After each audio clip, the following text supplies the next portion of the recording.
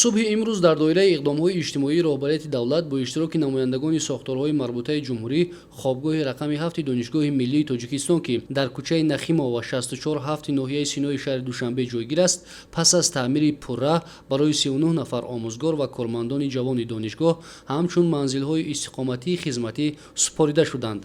воқеан имрӯз дар донишгоҳи миллӣ ҳодисаи фарахбахш рӯй дод. бори дуюм аст ки бо ташаббуси наҷибонаи ректори донишгоҳ муҳтарам хушбахтзода хоҷаҷон хушбахт барои омӯзгорони ҷавон, барои кормандони донишгоҳ хонаҳои истиқоматӣ ҳадя карда мешавад, туҳфа карда мешавад ва ин ташаббусҳои созандагии ободие ки шуда истодааст, ин ҳама барои дастгирии сиёсати созандаи асосгузори сулҳу ваҳдати миллӣ пешвои миллат муҳтарам Эмомалӣ Раҳмон аст ва воқеан дар арафаи як ҷашни бузурги миллии мо, рӯзи ваҳдати миллӣ, ба истифода додани ин масалан хобгоҳ барои як бори дигар нишон медиҳад, ки воқеан миллати мо миллати қадршинос аст ва масалан дар рӯҳияи сулҳу ваҳдат, дар рӯҳияи ҳамзистӣ, масалан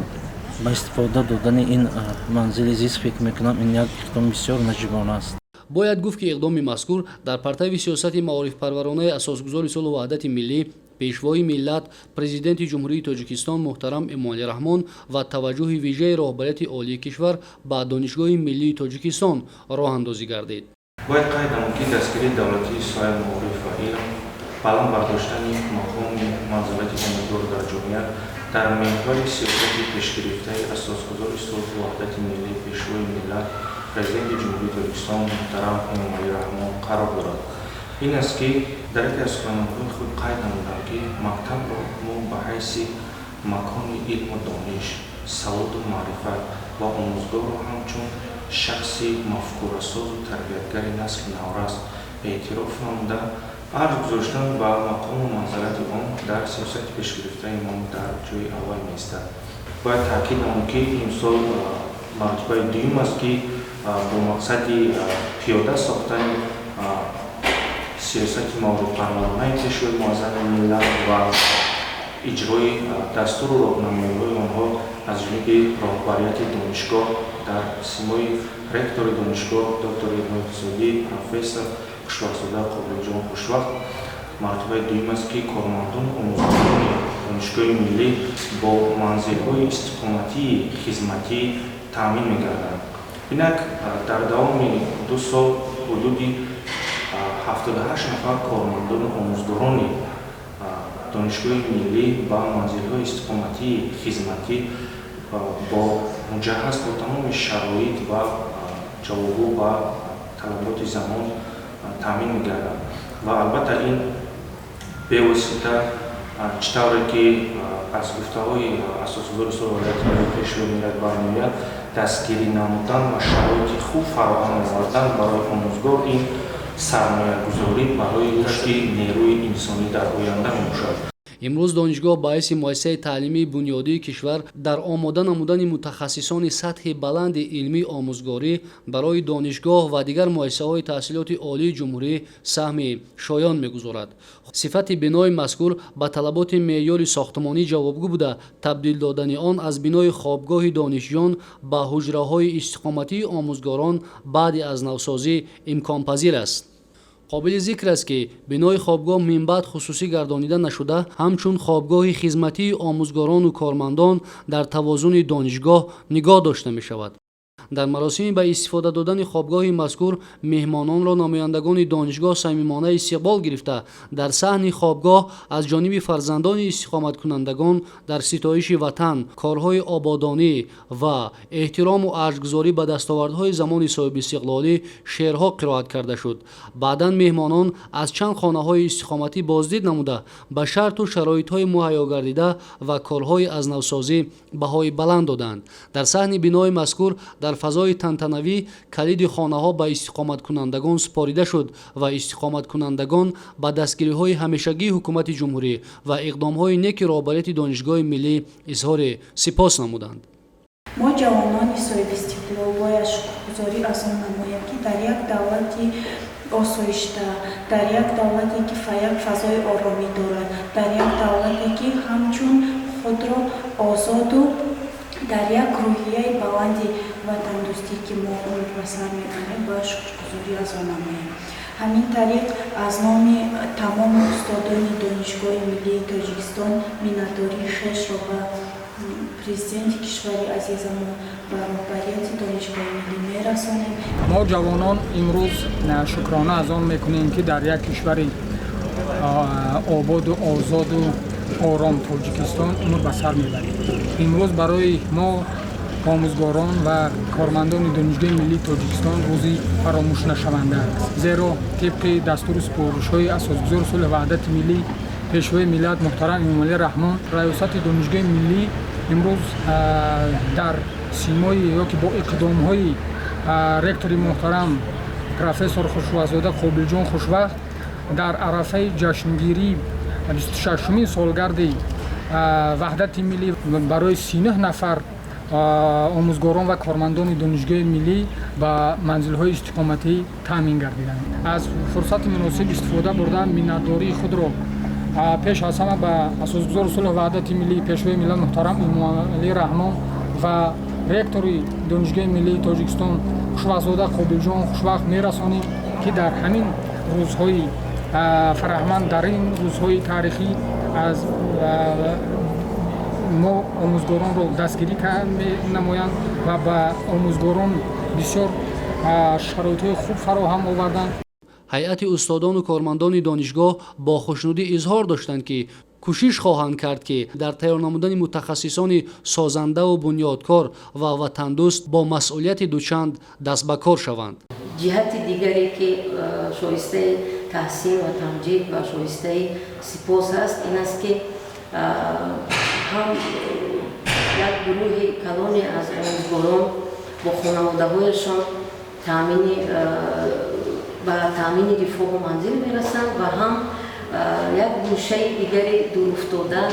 ва фарсудашуда ба ободӣ расид, ки воқеан ҷойи хушнудист, ҳам чашмро ва ҳам дилҳоро менавозад.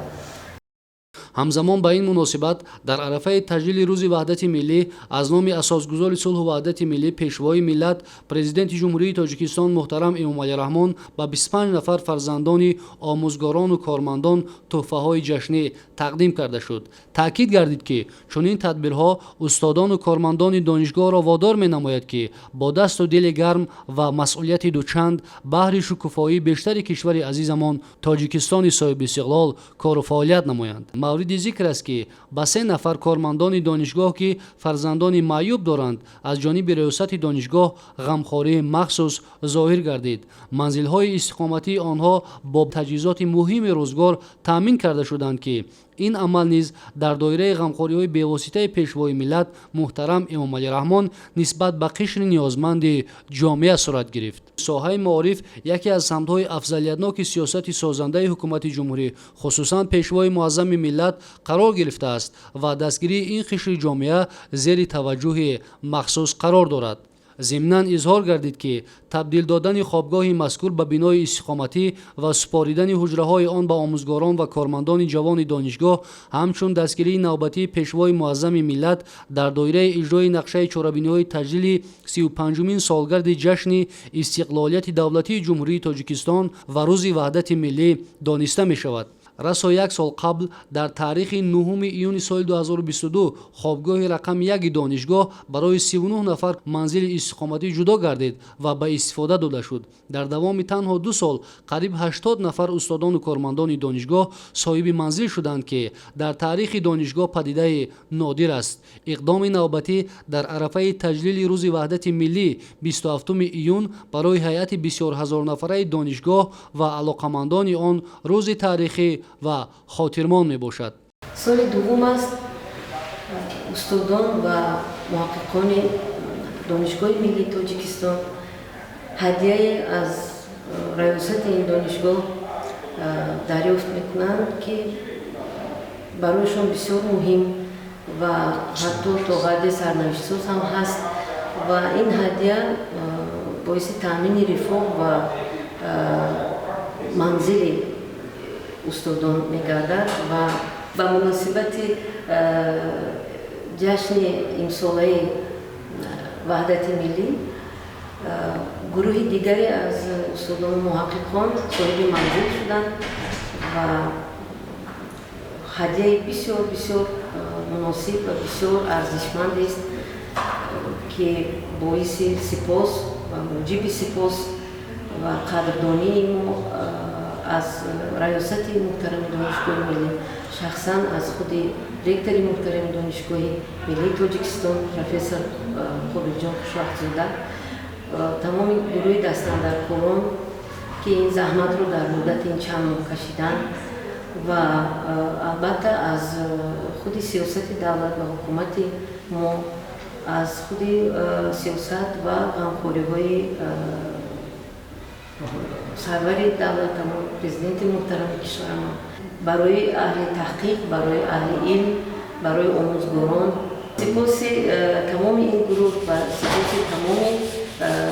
омӯзгорон ва муҳаққиқонро мерасонем, зеро дар шароити муосири ҷомеаи муосир ва ҷаҳони муосир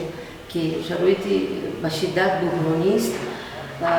ин ғамхориҳо ва ин ҳама дастгириҳо ва мусоидатҳо бисёр умедбахш, умедворкунанда ва ангезабахш ҳастанд. Як ангезаи хубе метавонад бошад ки муҳаққиқони ҷавон, омӯзгорон бо дасту дили гарм дар фаъолиятҳои худашон, дар таҳқиқот ва пажӯҳишҳои илмияшон бештар кӯшо бошанд.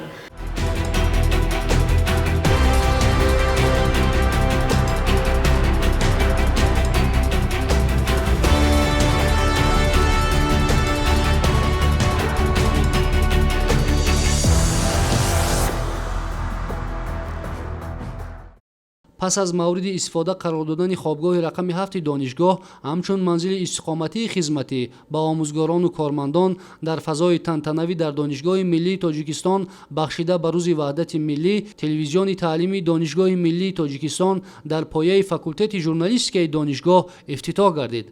хеле хушоянд аст ки имрӯз дар ҳаёти Донишгоҳи миллии Тоҷикистон, дар ҳаёти факултети журналистикаи Донишгоҳи миллӣ як рухдод ва навгонии хеле муҳим ба миён омад. Яъне телевизиони таълимии Донишгоҳи миллии Тоҷикистон ба фаъолият шурӯъ менамояд ва ин як омиле ҳаст ки барои дар оянда ба амалия наздиктар гардонидани донишҷӯён мусоидат хоҳад кард. Телевизиони Донишгоҳи миллии Тоҷикистон аз он чизе ки вобаста ба илми журналистика мебошад, ин пеш аз ҳама журналистикаи иттиҳодиявӣ ё ин ки журналистикаи корпоративӣ мебошад. Яъне ба фаъолият оғоз кардани телевизиони таълимии Донишгоҳи миллии Тоҷикистон ин дар бораи рушду такомули ҳамаи он тахассусҳое ки дар Донишгоҳи миллӣ ҳаст, як имкониятеро фароҳам овардааст ки онҳо худро як нав муаррифӣ намоянд ва дар заминаи ҳамин он чизе ки вобаста ба таъкидҳои пешвои миллат муҳтарам Эмомалӣ Раҳмон ҳаст, бояд ки мо оянда дар набардҳои иттилоотӣ дар раванди ҷаҳонишавӣ омода бошем, бештару пештар масъулият эҳсос карда бошем ва ин ғамхорие ки аз ҷониби раёсати Донишгоҳи миллии Тоҷикистон, Вазорати маорифи ва илми Ҷумҳурии Тоҷикистон, аз ҷониби Кумитаи телевизион ва радиои назди ҳукумати Ҷумҳурии Тоҷикистон роҳандозӣ гардидааст, барои мо як зина, як марҳилаи навро ба миён оварда метавонад. Барои мо имкон фароҳам омад ки маҳз дар факултети журналистика дар худи Донишгоҳи миллӣ ҳама он чизе ки вобаста ба техникаву технологияи соҳаи телевизион ҳаст, дар ҳамин ҷо шогирдони мо ошно шаванд. зимнан таъкид шуд ки дар робита ба дастуру ҳидоятҳо ва сиёсати бунёдкоронаву маорифпарваронаи пешвои миллат муҳтарам Эмомалӣ Раҳмон студияи таълимии телевизиони Донишгоҳи миллии Тоҷикистон бо ташаббуси раёсати донишгоҳ дар ҳамкорӣ ва дастгирии Вазорати маориф ва илми Ҷумҳурии Тоҷикистон, Кумитаи телевизион ва радиои назди ҳукумати Ҷумҳурии Тоҷикистон сохта ба истифода дода шуд. Умед аст ки телевизиони таълимии Донишгоҳи миллии Тоҷикистон барои омода намудани кадрҳо ва чеҳраҳои нави соҳаи телевизион саҳми муносиб хоҳад гузошт, зеро он аз лиҳози фароҳам овардани шароити пурраи дар амалия татбиқ намудани донишҳои назариявии донишҷӯён ва дигар имконоти техникии соҳавӣ дар миёни муассисаҳои олии ҷумҳурӣ падидаи комилан нав маҳсуб мешавад. имрӯз барои устодон ва донишҷӯёни факултети журналистика як рӯзи таърихӣ аст, зеро дар фазои донишгоҳи миллӣ як рӯйдоди бисёр нодир ба вуқӯъ пайваст. ин орзуи деринаи тамоми устодону донишҷӯёни факултети журналистика буд ки назария бо амалия пайванд бошад ва ҳамин гуна шуд, чун ин аз супоришу дастурҳои пешвои муаззами миллатамон эмомалӣ раҳмон сарчашма мегирад ва имрӯз дар ҳамкорӣ бо Кумитаи телевизион ва радио талошҳои роҳбарияти Донишгоҳи миллии Тоҷикистон дар заминаи факултети журналистикаи Донишгоҳи миллӣ як студияи таълимии муҷаҳҳаз бо дастгоҳҳои навтарини сабти барномаҳои телевизионӣ мавриди истифода қарор дода шуд. Ман фикр мекунам ки ин студия минбаъд як заминаи бисёр хуб мешавад дар тарбияи кадрҳои баландихтисоси соҳаи телевизион, чун дар ин ҷо назария бо амалия пайванд мешавад. Шогирдони мо дар ин студия сабти барномаҳо, танзим, тадвин ва умуман омода кардани кулли барномаҳои телевизиониро меомӯзанд ва ҳамчун як мутахассисони гӯем ки бо маҳорату соҳиби тахассуси баланд ба истеҳсолот, яъне ба шабакаҳои телевизионӣ сафарбар мешаванд, ки ин бисёр як ташаббус ва як иқдоми хеле нодир аст ки мо ба ҳам ҳукумати ҷумҳурии Тоҷикистон ва ҳам Кумитаи телевизион ва радио ва ҳам раёсати Донишгоҳи миллии Тоҷикистон ки хеле талош карданд ва кӯшишҳои зиёд карданд, арзи сипос мекунем. Кушодашавӣ ё ин ки таъсиси телевизиони донишгоҳи миллии Тоҷикистон барои тамоми муҳассилини ҳамин муассисаи олӣ имконият фароҳам месозад ки аз ин имкониятҳои студияи таълимӣ истифода бурда тавонанд ва дар баробари ин нафароне ки донишҷӯёне ки дар факултети журналистика таҳсил менамоянд, онҳо аллакай аз хусусиятҳои хоси телевизион ва барномаҳое ки тариқи телевизион пахш мешавад аз наздик, яъне аз лабораторияи эҷодӣ шинос мешаванд ва худро аллакай ҳамчун як корманди телевизиони оянда, ҳамчун як мутахассиси ояндае ки дар телевизион фаъолият карда метавонад, як нав дар ҳамин росто худаша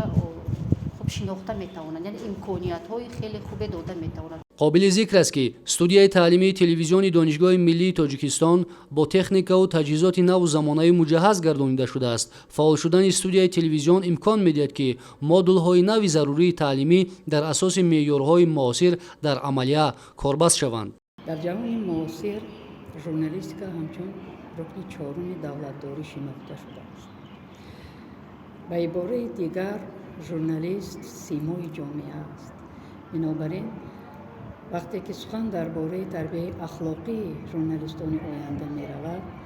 тамоми омӯзгороне ки дар тарбияи журналистони оянда саҳм мегузоранд, бояд саъю кӯшишашонро ба он равона кунанд ки идеологияи миллиро дуруст тарғиб карда тавонанд. ва идеологияи миллӣ, тарғиби он аз куҷо шурӯъ мешавад? ба назари мо барои тарғиби идеологияи миллӣ бояд ҳар як журналист шаванда бояд донад ки худшиносӣ чист, шахси худогоҳ гуфта киро мегӯянд ва ҳатман бояд дар ӯ дӯст доштани ватан ва арзишҳои миллиро дуруст ҳам фаҳмондан ва ҳам тарғиб кардан лозим аст. барои ин бояд журналисти оянда ҳам дониши қавӣ дошта бошад, ҳам қалами хуб ва аз ҳама муҳимаш гузаштаи худро худ донад, аз таърих, фарҳанг, забон, адабиёт ва дигар арзишҳои миллӣ хуб огаҳӣ дошта бошад. албатта